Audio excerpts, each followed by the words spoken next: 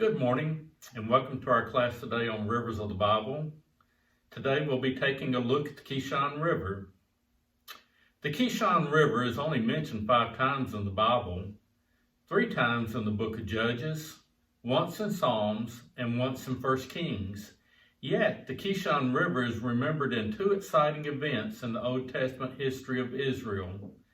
Today we will look at the first one, Deborah's victory over Sisera. The other well-known event connected with the Kishon River is Elijah's victory over the prophets of Baal on Mount Carmel. It has been said that Israel has 5 major rivers. The only one that most of us would consider a real river would probably be the Jordan River. However, the Kishon River is listed as one of the 5 major rivers in Israel. The Kishon River is only about 25 miles long from Mount Gilboa to the Mediterranean Sea. Some sources put it at 43 miles in length.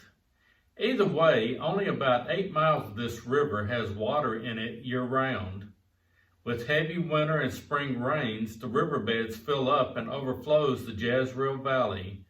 But as the dry season begins, much of the riverbed dries up. In addition to the winter and spring rains, there are several large springs that supply the river with water. Today, the Kishon River is one of the most polluted rivers in Israel. For many years, chemical plants and other heavy industrial plants dumped chemicals, sewage, and other materials into the Kishon River. Recently, Israel has made strides in cleaning up the river. Despite the pollution, the Jezreel Valley, through which the Kishon River flows, still contains one of the most fertile areas of farmland in Israel. Today's lesson brings us into the period of the Judges of Israel.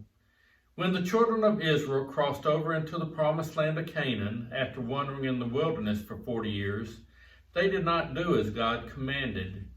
Instead of driving out the Canaanites and the other peoples in the land, the Israelites let them stay. Because of their disobedience, God told them these people would become a thorn in their sides, and that is exactly what they became. If anyone doubts God's mercy and grace in the Old Testament, one only needs to look at the children of Israel to see the huge outpouring of mercy and grace.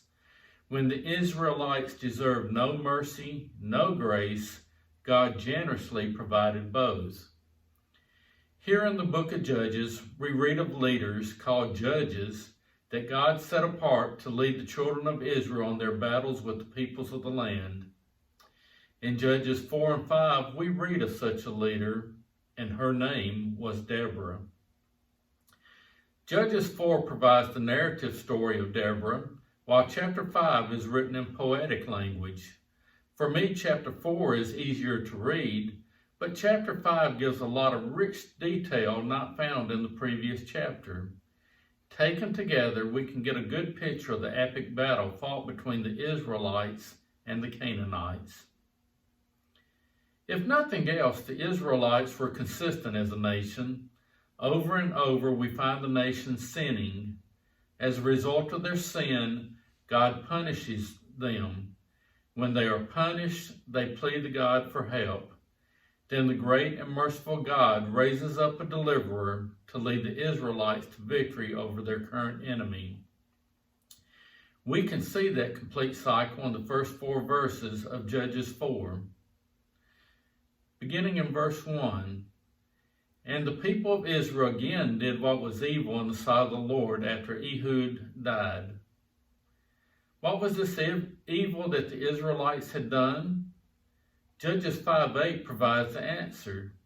It states, when new gods were chosen, then war was in the gates. The Israelites had turned to idolatry as they had done in the past and would do so many times in the future. It was the breaking of the first commandment of the law, "Thou shalt have no other gods before me." It was this sin that provoked God's anger to punish them. On to verse 2. "And the Lord sold them into the hand of Jabin, king of Canaan, who reigned in Hatzor. The commander of his army was Sisera, who lived in Harosheth Hagoyim. God used Jabin, the king of the Canaanites, and Sisera, the commander of the Canaanite army, as the instrument of his punishment of the children of Israel. God often used evil kings and nations to punish his chosen people. Eventually, those evil kings and nations received their own punishment for their sinfulness. Jabin ruled in Hatzor, in the northern part of the land of Canaan. Sisera lived in Harosheth, close to the Kishon River, about 40 miles southwest of Hatzor. Verse 3, Then the people of Israel cried out to the Lord for help, for he had 900 chariots of iron, and he oppressed the people of Israel cruelly for 20 years.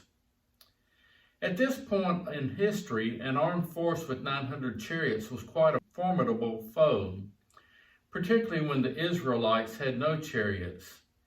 Human logic would suggest that such a military force could not be beat, but with God, human logic will not prevail. And then in the verse 4, Now Deborah, a prophetess, the wife of Lapidoth, was judging Israel at that time. Here in verse 4, Deborah is introduced as a prophetess and as a judge. As a prophetess, she received a divinely inspired message from God to pronounce and a divinely inspired prediction of the future. The fact that Barak is mentioned elsewhere in Scripture to be a judge of Israel does not diminish Deborah's leadership, authority, or her position as a judge. She is clearly the inspired leader who would deliver Israel at this time. Now let us continue reading in Judges 4, verses 4 through 10. Now Deborah, prophetess, the wife of Lapidoth, was judging Israel at that time. She used to sit under the palm of Deborah between Ramah and Bethel in the hill country of Ephraim, and the people of Israel came up to her for judgment. She sent and summoned Barak the son of Abinoam from Kadesh Naphtali and said to him, Has not the Lord, the God of Israel, commanded you? Go, gather your men at Mount Tabor, taking 10,000 from the people of Naphtali and the people of Zebulun. And I will draw out Sisera, the general of Jabin's army, to meet you by the river Kishan with his chariots and his troops, and I will give him into your hand. Barak said to her, If you will go with me, I will go. But if you will not go with me, I will not go. And she said, I surely will go with you. Nevertheless, the road on which you are going will not lead to your glory, for the Lord will sell Sisera into the hand of a woman. Then Deborah arose and went with Barak to Kadesh. And Barak called out Zebulun and Naphtali the Kadesh. And 10,000 men went up at his heels, and Deborah went up with him. Verse 5 tells us that Deborah served as the judge in the hill country of Ephraim. Ephraim is situated in the middle section of Israel, and this current conflict with Jabin and Sisera was taking place in the northern part of Israel. Verse 5 also lets us know that Deborah was a judge over the civil affairs of the nation, rendering judgments on disagreements between neighbors. This role is the same role Moses had when he judged between disputing parties while wandering through the wilderness. Verse 6 adds to Deborah's authority by pointing out Deborah had the authority to call out the army of Israel. She sent for Barak, and he complied with her command to report to her. It appears he traveled the 100 miles from Kadesh in northern Israel to Ephraim to meet with Deborah. Furthermore, she instructed him to gather 10,000 men from the tribes of Naphtali and Zebulun and convene on the top of Mount Tabor. The writer of the book of Judges is quick to note that it is the Lord, the God of Israel, who's really given the instructions. Deborah, as the spokesperson of God, is the one delivering the message. Deborah continues in verse 7, still speaking for God, that he will draw out Sisera, the commanding general of Jabin's army, by the Kishon River with all his chariots and troops. It will be there that God will hand them over to the Israelites. After hearing God's instructions given to him by Deborah, Barak showed considerable reluctance to do as God commanded. From a human standpoint, it is understandable Barak would be reluctant. Putting a lightly armed group of men together to fight an experienced army with 900 chariots plus foot soldiers would be enough to frighten most people. Barak would not be the first person to be hesitant at following God's commands. Moses was also reluctant to obey God when leading the people out of Egypt. He wanted someone to go with him, just like Barak wanted Deborah to go with him. Again, this speaks so well of Deborah that Barak was assured by Deborah that God would be with them. Deborah went on to say that because Barak had his doubts, God would not let Barak receive the glory for the victory over Sisera. That glory would be given to a woman. Deborah and Barak made the 100-mile trip north to Kadesh, where Barak summoned the 10,000 men God instructed him to get. From Kadesh, it was 50 miles south to Mount Tabor. This lightly armed militia went up on Mount Tabor, and from there they were able to overlook the Jezreel Valley. Inserted in the middle of this narrative of the battle between the Israelites and Canaanites is the introduction of the Heber the Kenite. Judges 4:11 reads, "Now Heber the Kenite had separated from the Kenites, the descendants of Hobab, the father-in-law of Moses, and had pitched his tent as far away as the oak in Zaanannim, which is near Kadesh." The Kenites generally lived in southern Israel, south of Judah. The family of Heber the Kenite, however, had migrated to the northern part of Israel. There are several connections between the Kenites and the Israelites. In this verse, it specifically mentions they are related to Moses by marriage. It is quite possible that the Kenites are descendants of Abraham by his wife Keturah. Other scriptures talk about how the Kenites were friendly to the Israelites when they left Egypt. This information is given to us here because it will come into play later in our study. Returning to our story in Judges 4, beginning in verse 12, we read, "When Sisera was told that Barak the son of Abinadab had gone up to Mount Tabor, Sisera called out all his chariots, 900 chariots of iron, and all the men who were with him from Harosheth-Hagoyim to the river Kishan. And Deborah said to Barak, 'Up, for this is the day in which the Lord has given Sisera into your hand. Does not the Lord go out before you?' So Barak went down from Mount Tabor with 10,000 men following him. And the Lord routed Sisera and all his chariots and all his army before Barak by the edge of the sword. And Sisera got down from his chariot and fled away on foot. And Barak pursued the chariots and the army to Harosheth-Hagoyim.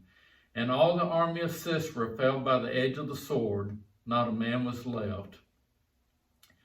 This is the moment Sisera had been waiting for. The Israelite army, such as it was, had gathered at Mount Tabor. Sisera, with a far superior military force, had already in his mind chalked up another win for the Canaanites. He put all his forces, the 900 chariots and accompanying foot soldiers, in motion through the Jezreel Valley headed towards Mount Tabor. The army of Sisera and the army of Deborah and Barak were on a collision course. The Israelites were to the east and Sisera was approaching from the west. There are 2 points we should be reminded of here. First, Sisera lived in Harosheth-Hagoyim, which was near to the Kishon River. Second, the Kishon River, for the most part, has a lot of water flowing it through the rainy season, but it is mostly dry riverbed during the dry season. This event must have occurred during Israel's dry season because Sisera would never have considered taking his chariots and soldiers into the Jezreel Valley during the rainy season. Doing so would have been disastrous, and we will see that it was even in this dry season. Here in chapter 4, you find no mention of rain or torrential flooding of the Kishon River. However, if you look at the Song of Deborah in chapter 5, you can find details not included in chapter 4. Judges chapter 5 verse 4 reads, "Lord, when you went up from Seir, when you marched from the region of Edom, the earth trembled and the heavens dropped. Yes, the clouds dropped water." Seir and Edom are further east from Mount Tabor. The mention of the Lord coming from Edom dropping water from the clouds indicate that the rainstorm God created came from the east, or to the backs of the Israelites and into the faces of the Canaanites. And then in chapter 5, verse 21, more information is provided. From heaven the stars fought, from their courses they fought against Sisera. The torrent Kishan swept them away, the ancient torrent, the torrent Kishan, march on my soul with might. Like the Egyptians in the Red Sea, God had trapped Sisera and his army in the Kishon River bed. Sisera had it all figured out, but what Sisera did not consider was that God was in control. The Canaanites worshipped Baal, the fertility god. As such, the Canaanites called him the Lord of the rain and dew. In other words, the Canaanites worshipped a god they believed controlled the weather. They found out that Yahweh, the God of Israel, was in control of the weather, not Baal. They learned it was God who controlled the outcome of the conflict, not the might of the chariots and soldiers. As Barak and his army of 10,000 men watched the rain fall and the river rise down below, Deborah shouts to them to attack Sisera and his army. The Israelites descended the mountain, completely annihilating the army of Sisera. Deborah had inspired the Israelite army to victory. However, as Sisera saw that defeat was certain, he escaped, but the outcome was worse than it would have been if he had been killed in battle. Judges 4:17 through 22 shows us how Sisera came to an end. Earlier we read about Heber the Kenite in verse 11. When Sisera abandons his chariot and flees the battle scene, he finds his way to the tent of Jael, the wife of Heber the Kenite. How unfortunate for Sisera. Sisera thought he had found safe refuge with the Kenites. After all, Jael, the wife of Heber the Kenite, addressed him as Lord or Sir. As Sisera would have expected, Jael hospitably invited him into her tent for rest and drink. Since Sisera was exhausted, Jael also gave him a rug or a blanket and a place to take a nap. After Sisera fell fast asleep, Jael took a hammer and drove a tent peg through his temple into the ground. Needless to say, Sisera died. When the pursuing Barak finally arrives, Jael is more than happy to show what she has done. In spite of the untruthfulness, treachery, deception, and seemingly cold-blooded murder of Sisera at the hands of Jael, we can still admire her courage, her apparent love and loyalty to the Israelites, and her bold action to end the life of the main enemy and oppressor of God's people. For a soldier, particularly a military commander like Sisera, being executed by a woman was the ultimate dishonor.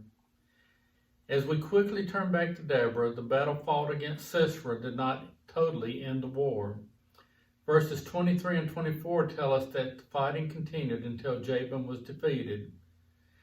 The last verse of chapter 5 tells us that after the wars ended, the land had rest for 40 years. Deborah was a leader in every respect. She possessed courage, obedience to God, patience, and inspired others to be better than they believed they could be. This world needs more Deborahs today. Next week, Paul will be teaching the class and he will be looking at Gideon and the spring of Harod. Once again, if you stay with this recording, there is a short 8-question quiz you can take if you wish. They are true, false, and multiple choice questions. Thank you for joining us in this class today. Have a great week.